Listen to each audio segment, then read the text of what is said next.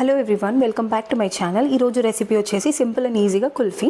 So దీనికోసం first నేను 2 లీటర్ల పాలను తీసుకున్నాను. మీరు ఎంత క్వాంటిటీ అయినా తీసుకోవచ్చు. దీన్ని సగం వచ్చే వరకు మరగనివ్వాలి. ఇప్పుడు నచ్చినన్ని డ్రై ఫ్రూట్స్ని క్రష్ చేసుకొని పక్కన పెట్టేసుకోవాలి.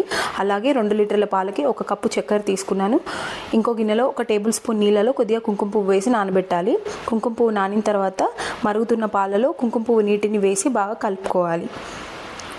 ఇలా కలుపుకున్న తర్వాత ఒక 5-10 నిమిషాలకి మళ్ళీ క్రష్ చేసుకున్న డ్రై ఫ్రూట్స్ని కూడా వేసి బాగా కలుపుకోవాలి. పాలు మరుగుతూ ఉంటాయి. ఆలోపు 1 కప్పు పాల పొడిని మనం పక్కన రెడీ చేసుకోవాలి. అలాగే 1 కప్పు చక్కెర కూడా తీసుకొని పాల పొడి వేస్తూ ఉండలు లేకుండా కలుపుకోవాలి. ఎందుకంటే వేడి పాలలో వేయడం వల్ల అది ఉండలు కట్టిపోతుంది. ఎంత త్వరగా కలిపితే అంత బెస్ట్. తర్వాతకి ఇంకో కప్పు చక్కెర వేసేసుకొని బాగా కలుపుకొని పాలు మొత్తం సగం అయ్యే వరకు మరిగించుకోవాలి.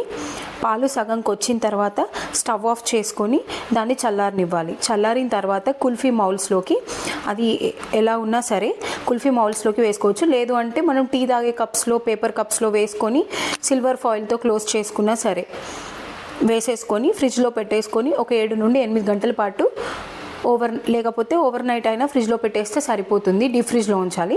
నెక్స్ట్ డే మార్నింగ్కి నేను తీసాను. నెక్స్ట్ డే మార్నింగ్ తీసిన తర్వాత ఇంత బాగా వచ్చాయి.